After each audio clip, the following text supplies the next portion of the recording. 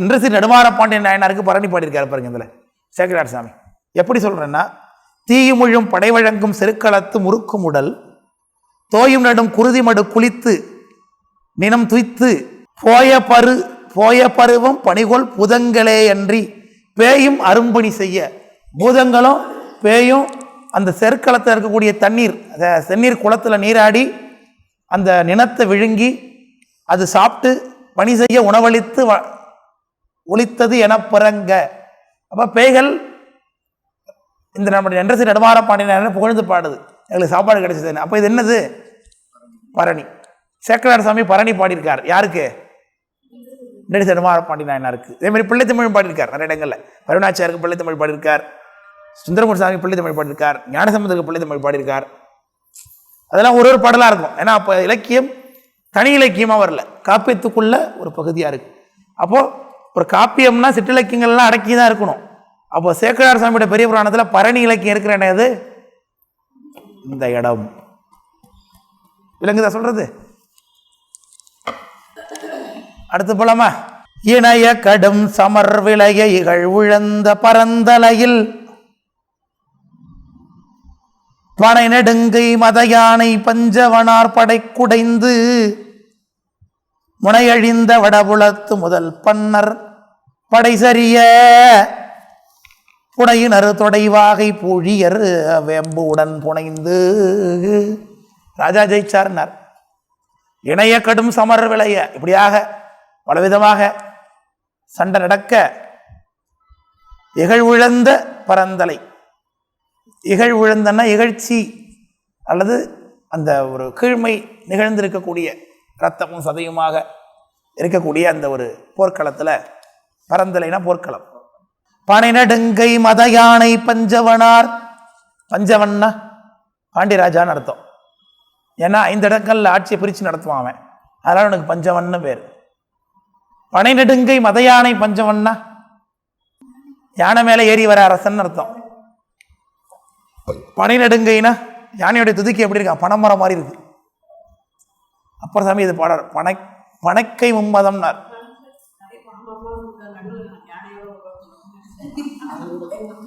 பனை நெடுங்கைங்கும் போது பனைமரத்தை போல கை இருக்குன்னு அர்த்தம் இந்த இடத்துல. இன்னொரு இடத்துல அப்பர் சாமி பனைக்கை மும்மத வேழம் முறித்தவன் அப்படின்னு பாடார். நினைப்பவர் மனம் கோயிலா கொண்டவன், அந்த இடத்துலயும் பனைமரம் போன்றது மாதிரி இதுதான் அர்த்தம். பனை நெடுங்கை மத யானை பஞ்சவனார் படைக்கு உடைந்து, உடைந்துன்னு அர்த்தம். படை செதறி ஓடுதுன்னு அர்த்தம். முனையழிந்த வடபுலத்து முதல் மன்னர், அப்ப வடக்கேர்ந்து வந்தவன்னு தெரியுது வரலாம் ராஜா எல்லாம். ஒரு வடக்கேர்ந்து வந்தானே எப்படின்னு அர்த்தம் சொல்றீங்கன்னா, போர் நடக்கிறது தெற்க, இவங்க வடக்கேர்ந்து வந்திருக்கான். அதனால ரெண்டாவது இன்னொரு, இந்த போர் நெல்வேலி போர்ல சாளுக்கிய அரசர்களும் பங்கேற்றார்கள் என்று ஒரு குறிப்பு இருக்கு. அதனால வடபுலத்து முதல் மன்னர் படை சரிய புனையுணரு தொடைவாகை பூழியர் வேம்புடன் புனைந்து. ஜெயிச்சவன் என்ன பூ சோடிப்பான்? ஜெயிச்சவன்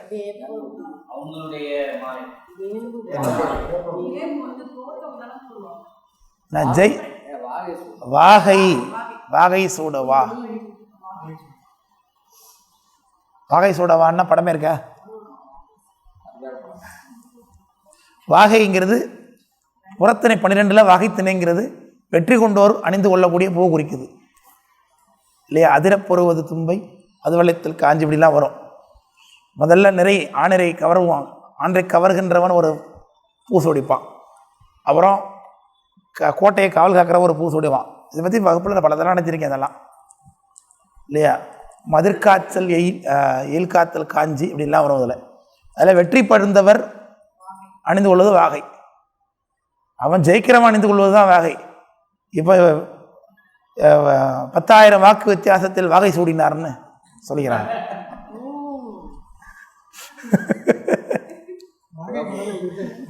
இருக்கு வாகை இருக்கு, வாகை மரம் இருக்கு.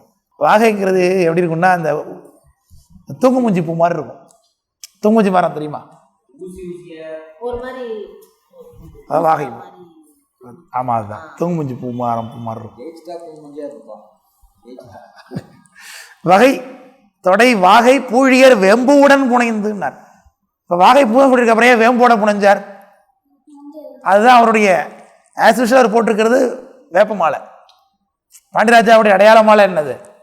வேப்பம்பூ மாலை. அதனால தான் சாமி அம்பாளுக்கு சொக்கநாதருக்கு என்ன சாத்துவாங்க? பட்டாபிஷேகத்தன்னைக்கு வேப்பம்பூ மாலை சாத்துவாங்க. சொக்கநாத சாமிக்கு பட்டாபிஷேகம் எப்போ நடக்கும்? சித்திரை மாதம் அம்பாளுக்கு பட்டாபிஷேகம். சித்திரை திருவிழாவில் மீனாட்சி அம்மனுக்கு பட்டாபிஷேகம். ஆவணி மூல திருவிழாவில் தான் சாமிக்கு பட்டாபிஷேகம் நடக்கும். ஆவணி மூல திருநாளில் சாமிக்கு பட்டாபிஷேகம் மந்தலில் நடக்கும்போது இதில் வேப்பம்பூ மாலை சாத்தியிருப்பாங்க. பார்க்கலாம் நீங்கள். அம்பாளுக்கு பட்டாபிஷேகத்தை வேப்பம்பூ சாத்திர போட்டோ எல்லாமே வருது. அது கொத்து கொத்தாக கட்டியிருப்பாங்க. சின்னதாக கட்ட முடியாது. கொத்து கொத்தாக கட்டுறது. ஆனால் வேப்பம்பூவில் கூட தேனி தேன் எடுக்குமா?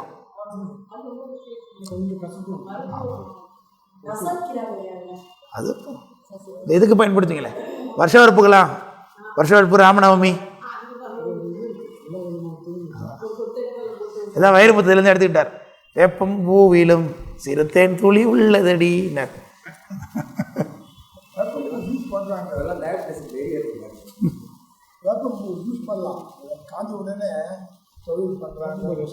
அப்படி பூழியர் வேம்புடன் புனைந்து வளவர்பிரான் திருமகளார் மங்கையருக்கு அரசியார் களவமணி முளைதலைக்கும் தடமார்பில் கௌரியனார்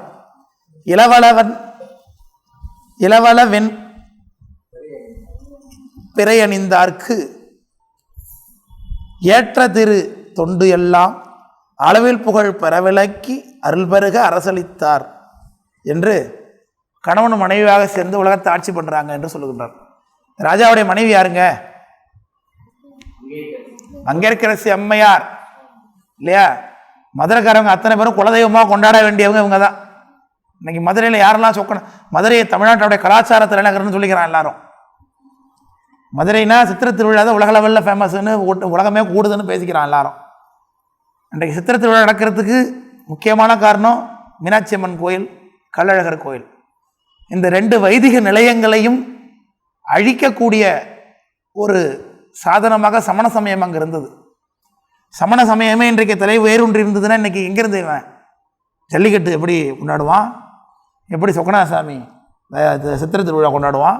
கள்ளழகர் ஆத்திரங்கிறது எப்படி கொண்டாடுவான்? இது நடக்கணும்னா வைதிக சமயம் தழைத்தோங்கி இருக்கணும். இந்த வைதிகத்தை சென்று சமணர்களை விரட்டி ஸ்தாபித்தவர் ஞானசம்பந்தர். இப்போ ஞானசம்பந்தரால் தான் இன்னைக்கு மதுரையாக இருக்குது. விளங்குதுங்களா? மதுரை இன்னைக்கு கலாச்சார தலைநகர்னு எவெல்லாம் கொண்டாடி புகழ் பேசுகிறானோ அத்தனை பேரும் ஞானசம்பந்தரை குலதெய்வமாக கும்பிடணும். ஞானசம்பந்தரை மதுரைக்கு கூப்பிட்டது யாரு?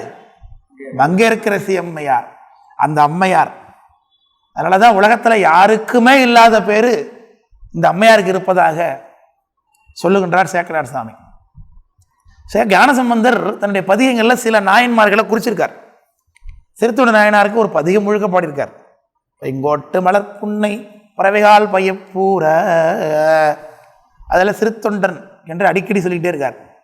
அதே பதிகத்து அதே தளத்தில் இன்னொரு பதிகத்துக்கு சிறுத்தொண்டர்னு பேர் வச்சிருக்கார்.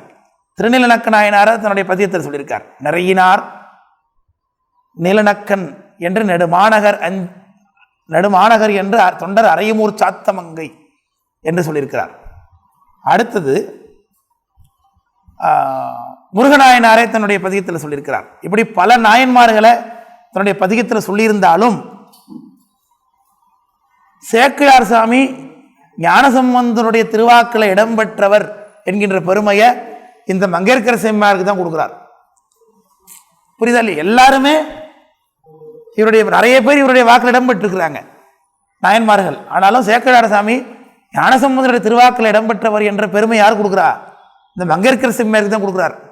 பூசுரர் சூளாமணியாம் புகழிவேந்தர் போனக ஞானம் பெரும் புனிதவாக்கால் தேசுடைய பாடல் பெரும் தவத்தினாரை செப்புவது யாம் என்னறிந்து ஞான சேக்கரார் சாமி சொல்றார். மங்கையர்க்கரசி அம்மையாரோட புராணம் பின்னாடி வரப்போகுது, கடைசி சருக்கம். இவருக்கு 2 பாட்டு தான். மங்கையர்க்கரசி அம்மையார் புராணத்துக்கு 2 பாட்டு தான். சேக்கிழார் சாமி. அது ஒரு பாட்டு என்ன சொல்கிறாரு, இவங்க பெருமையை நான் எப்படிங்க சொல்கிறதுங்கிறார். ஏன் இந்த அம்மா ஞானசம்பந்தருடைய திருவாக்கால பாடல் பெற்றவங்க அப்படிங்கிறார் சேக்கிழார் சாமி. பூசூரர் சூளாமணியாம் புகழிவேந்தர் போனக ஞானம் பெரும் திருவாக்கால் தேசுடைய பாடல் பெறும் தவத்தினாரை செப்புவது யாம் நின்னறிந்துன்னார். ஏன் சார், மற்றவங்களும் தானே பாடல் பெற்றிருக்கிறாங்க, அப்போ இவரை மட்டும் ஏன் பாடல் பெற்றார்னு சொன்னார்னா, மற்றவங்கெல்லாம் பாடியிருக்கார். ஞானசம்பந்தர் சிறுத்தொண்டரை பாடியிருக்கார், திருநெல்நக்க நாயனரை பாடியிருக்கார், முருகநாயனரை பாடியிருக்கார். அப்புறம் ஏன் சார் இவரை மட்டும் பாடல் பெற்றார்னா, இவங்க பேரை மட்டும்தான் பதிக தொடக்கத்தில் வச்சு ஆரம்பிச்சிருக்கார். பதிகத்துக்கு மங்கையர்க்கரசி வளவர் கோன் பாவை என்று இந்த அம்மையாருடைய பேரில் தான் பதிகமே தொடங்குது. அந்த பேரும் மற்ற நாயன்மார்கள் இல்லை, இவர் பாடல் பெற்றிருந்தாலும் அதை எடுத்து காண்பிக்கிறார் நம்முடைய சேக்கிழார் சுவாமிகள். அதான் சொல்லுகிறார், வளவரபிரான் திருமகளார் மணிமுடி சோழன் என்று இவருடைய தந்தையை சொல்கிறார்கள். இந்த பாண்டியராஜா சமண சமயத்தில் சேர்ந்திருந்தாலும் மணவினை தொடர்புனாலே சோழ இளவரசி திருமணம் செய்து கொண்டார். அவங்க தான் இந்த அம்மையார். மாணின்னு உங்களுக்கு பேர். மாணி மாணி வரிவளைக்கை மடமாணி இந்த பதிகத்திலே வருதே, ஞானசம்பந்தர் சொல்றாரு மாணி.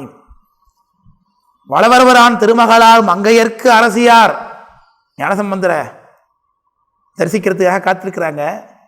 குலச்சிறை நாயனார் ஞானசம்பந்தரை ரிசீவ் பண்ணி அழைச்சிட்டு வர்றார். இந்த அம்மையார் ஞானசம்பந்தரை பார்க்கறதுக்காக ஞானசம்பந்தருக்கு மொத்தம் 3 அம்மாங்கிறார். ஆமாம், தத்துவ பிரகாசர் அவர் சொல்கிறார் மொத்தம் 3 அம்மாங்கிறார். கற்பலை களஞ்சியம் சாமி சொல்லுகிறார், அவர் லிங்காயத்து, அவர் ஞானசம்பந்தர். 3 அம்மா ஞானசம்பந்தருக்கு. அதில் எந்த அம்மா சிறந்த அம்மா என்று கேட்குறார். பெத்த தாய் தான் சிறந்தம்மா நீங்கள் சொல்கிறீங்க. ஒரு அம்மா பெத்தாங்க வளர்த்தாங்க, அவங்க சிறந்தவங்க தான். இன்னொரு அம்மா குளக்கரையில் வந்து பால் கொடுத்தா. எப்போ? குழந்தை அழுதுட்டு இருக்கும்போது, சீர்காழியில் குளக்கரையில் வந்து பால் கொடுத்தா. இவர் அழுதுட்டு நின்றுட்டு இருந்தார். அப்போ உடனே வந்து பால் கொடுத்தாரா? சாமி வந்து பால் கொடுன்னு சொன்னதுக்கு அப்புறம் கொடுத்தா இல்லையா? ஆனால் இந்த மங்கையர்க்கரசி அம்மையார் இருக்காங்களே, ஞானசம்பந்தர்னு பேரை கேட்டோடனே இவங்க ஸ்தனத்தில் பால் சுரந்துருச்சா அவங்களுக்கு. அதனால் உனக்கு இருக்கக்கூடிய 3 தாயில் சிறந்த தாய் இந்த தாய் தான் அப்படிங்கிறார் அவர் மங்கையர்க்கரசி அம்மையார் இல்லையா? இந்த அம்மையாரோட பெருமை உங்களுக்கு இதே கருத்து கலெக்டர்படியாரில் சொல்லப்பட்டிருக்கும். கலெக்டர்படியாரில் மங்கையர்க்கரசி அம்மையார் ஒரு தாய் ஞானசம்பந்தருக்கு. ஏன்னா அவங்க ஞானசம்பந்தர்னு பேரை கேட்ட மாத்திரத்தில் அவங்க ஸ்தனத்தில் பால் சுரந்துச்சான். சுரந்த திருமுலைக்கே அப்படின்னு கலெக்டர்படியார் பாட்டு ஒன்று இருக்கீங்களே, கலெக்டர்படியார் படிச்சிருக்கீங்களா? அதில் இருக்க ஞானசம்பந்தர் பேரை கேட்ட மாத்திரத்தில் இந்த அம்மையாருக்கு பால் சுரந்ததான். அப்பேற்பட்ட பக்தி பாசம் இந்த அம்மையாருக்கு ஞானசம்பந்தர் மீது. இல்லை அந்த இடத்துல மாணி வேறு, இந்த மாணி வேறு. மாணின்னா அந்த இடத்துல உள்ள இவன் பிரம்மச்சாரி மாணிக்குழி. திருமால் உமாதேவி பார்வதி அவங்கள தானே பால் கொடுத்துருக்குறாங்க. ஆமாம், 3 தாய் ஞானசம்பந்தருக்குன்னு சொல்கிறார்கள். இல்லை இந்த அம்மையார் ஞானசம்பந்தர் இன்னும் பார்க்கவே இல்லை, அப்போ தான் பார்க்க காத்திருக்காங்க. அதுதான் வகுப்புக்கு தொடர்ந்து வரணும், தொடர்ந்து அதான் இதெல்லாம் கிடைக்கும் செய்தி. ஞானசம்பந்த பெருமான் மதுரைக்குள்ளே வரும் பொழுது அளவாய் கோயில் வாசலில் காத்திருக்காங்க அவரை பார்க்கறதுக்காக. ஞானசம்பந்தர் இப்பேற்பட்ட மகான் ஆச்சாரியன், இறந்தவரெல்லாம் உயிரோடு எழுப்பியிருக்கார். அவரை பார்க்குறதே புண்ணியம் நினச்சி இந்த அம்மா பார்த்துட்டு உட்காந்துருக்குறாங்க. அவர் வர்றதை பார்க்கும்போது ஓரமாக ஒதுங்கி நிற்கிறாங்க. நேராக போய் பார்க்கல. நேராக போய் திருவாளவை பெருமானை தரிசனம் பண்ணி பதிகம் பாடுறார் சுவாமி.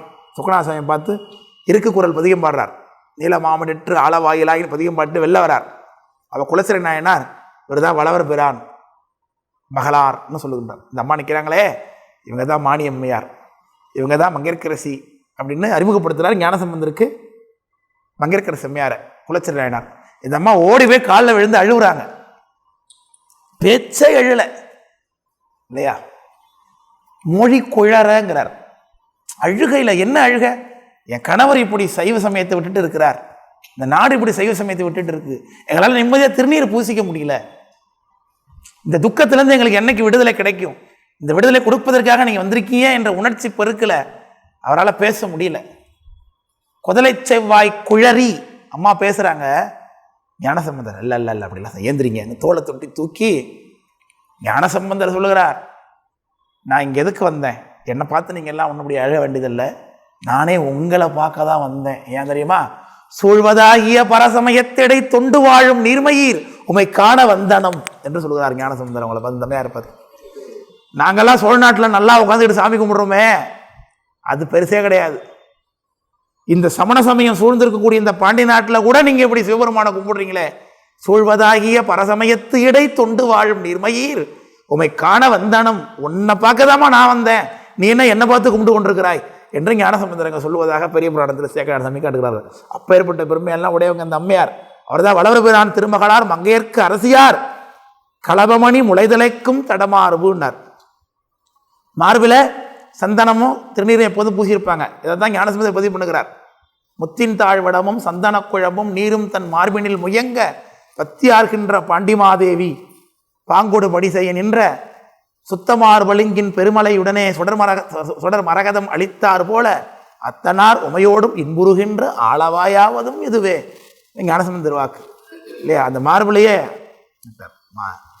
ஞானசம்பந்தர் அப்போ தான் உள்ள வரார் மதுரைக்குள்ள உள்ள வந்தோடனே குலச்சிர நாயனார் விழுந்து வணங்கி அழுதுட்டு இருக்கிறார். அவரும் அப்புறம் சரி அழுவாதீங்க, இங்கே எவ்வளோ கோபுரங்கள் இருக்குது, இதில் எது ஆளவாய் கோயில் எதுன்னு கேட்குறார். கோயில் எதுன்னு கேட்டார். கோயில் எங்கே இருக்குன்னு கேட்டார். இதோ தெரிகிறது, இதுதான் கோபுரம், ஆளவாய் பெருமான் கோபுரம் இதுதான் என்று காமிச்சார்லே குலச்சிர நாயனார். அங்கேயே பதிகம் படுறார்.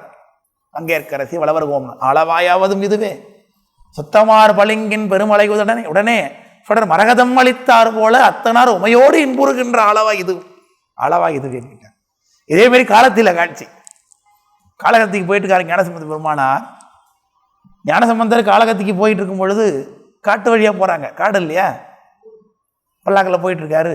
ஞானசம்பந்தர் வந்துட்டு இருக்காரு. பரசமய கோளரி வந்தான், பாலரா வாயன் வந்தான் அப்படின்னு பிரசங்க கேட்குது. உடனே எல்லாரும் வராங்க அவரை பார்க்கறதுக்கு. அங்கே இருக்க காட்டுவாசிகள்லாம் வராங்க. யார் யார் வந்தாங்கிறார்? பம்பு சடை திருமுனிவர் பலவேடச் செய்வர் இவங்களாம் வந்தாங்க. நிறைய சடை வைத்திருக்கக்கூடிய முனிவர்கள், பலவேடச் செய்வர், பலவிதமான கோலங்களுடைய செய்வர். அப்புறம் யார் சார் வந்தா? எத்தனையோ யுகமா சிவபெருமானை தரிசிக்க வேண்டும்னு தவம் பண்ணிட்டு இருந்தான் பார்த்தீங்களா? அவன்லாம் யுகமா தவம் பண்ணிட்டு இருக்கான் நிலையில, தவ நிலையில. மேலே புத்து எழுந்திருக்கும், காடு மண்டிருக்கும். அங்கே ஒருத்தன் தவம் பண்ணிட்டு இருக்கான்னு கூட தெரிஞ்சிருக்காது யாருக்கும். சிவபெருமானுடைய தரிசனத்துக்காக காத்திருக்கான் அவன். எத்தனை யுகமா அசையாம உட்கார்ந்தானோ அவன் ஏஞ்சி வந்துட்டான் ஞானசம்பந்தரை பார்க்க. அப்பனா இவர் யாருன்னு பாருங்க. ஞானசம்பந்தர் உம்பர் தவம் புரிவார் அப்படிங்கிறார். பம்பு சடை திருமுனிவர் பலவேடச் செய்வர் உம்பர் தவம் புரிவார். அனைவரும் ஞானசம்பந்தரை பார்க்க வந்திருக்கிறாங்க. அப்ப ஞானசம்பந்தர் கேட்கிறாரு, இவங்களெல்லாம் வணக்கம் தெரிவிச்சுட்டு, இந்த காணவர்தம் திருப்பாத செருப்பு தோயும் மலை இது எதுன்னு கேட்கிறாரு. இந்த கண்ணப்ப நாயனோட செருப்பு போயிட்டு வந்த அந்த இடம் இதுதானா, இந்த பாதை இதுதானான்னு விழுந்து அவர் வணங்குகின்றார் கண்ணப்ப நாயனாரை. அப்புறம் அந்த மலை எந்த மலைன்னு கேட்கிறார் ஞானசம்பந்தர். தோன்றுகின்ற மலைகளிலே, அங்கே நிறைய மலை இருக்கு, இந்த மலைகளிலே தோன்றுகின்ற மலைகளிலே காலமோடு அத்தி தம்மில் இகழி வழிபாடு செய்யும் மலையும் மலை என்று காலத்தி மலையை காண்பிச்சாங்க ஞானசம்பந்தருக்கு. உடனே ஞானசம்பந்தர் அங்கேயே பதிகம் பண்ணார் காலத்தி மலையை. வானவர்கள் தானவர்கள் வாதைபட வந்ததோரு மாகடல் விடம் தானமுது செய்த சீவன் மேவுமலை தன்னை வினவில் எனமீனமானோடு கிள்ளதினை கொள்ள எழிலார் கவனினால் காணவர்தம் மாமகளிர் கனகமணி விலகு காலத்தி மலையே. அங்கே என்ன பாடுறார்? அப்படி அதே மாதிரி காட்சி மதுரை நடக்குது. மதுரையை முடிச்சுட்டு தான் காலத்துக்கு போறார். அப்படியெல்லாம் நம்முடைய மங்கையர்க்கரசிமாரோட பெருமை. சூழ்வதாகிய பரசமைத்திடை தொண்டு வாழும் நிர்மயிர்மை காண வந்தனம் களபமணி முளைதலைக்கும் தடமார்பில் கௌரியனார். கௌரியன்னா பாண்டியராஜான்னு அர்த்தம். இங்கே வாரப்பாண்டி நாயனார் இளவளவன் பிறையணிந்தார்க்கு இளம் வளம் இளமை வளமையை உடையதாகிய வெண்பிறை அணிந்தார்க்கு ஏற்ற திரு தொண்டு எல்லாம் அளவில் புகழ் பரவிளக்கி என்று சொல்லுகின்றார் இல்லையா? அவருடைய தொண்டு சுவாமிக்கு செய்ய வேண்டிய கோயில்கள்லாம் அது என்னென்னங்கிறத பெரிய புராணத்தில் ஞானசம்பந்த புராணத்தில் வந்துருச்சு. சைவ சமய திருமணே சமணருடைய பாழிகள்லாம் இடித்து கோயிலாக கட்டினார் அப்படிங்கிறது இருக்குது. அதான் தொண்டு. அளவில் புகழ் பரவிளக்கி அருள் பெருக அரசளித்தார் என்று சொல்லுகின்றார். அதோடு நான் நிறைவு பண்ணுகின்றேன் இந்த அமர்வை.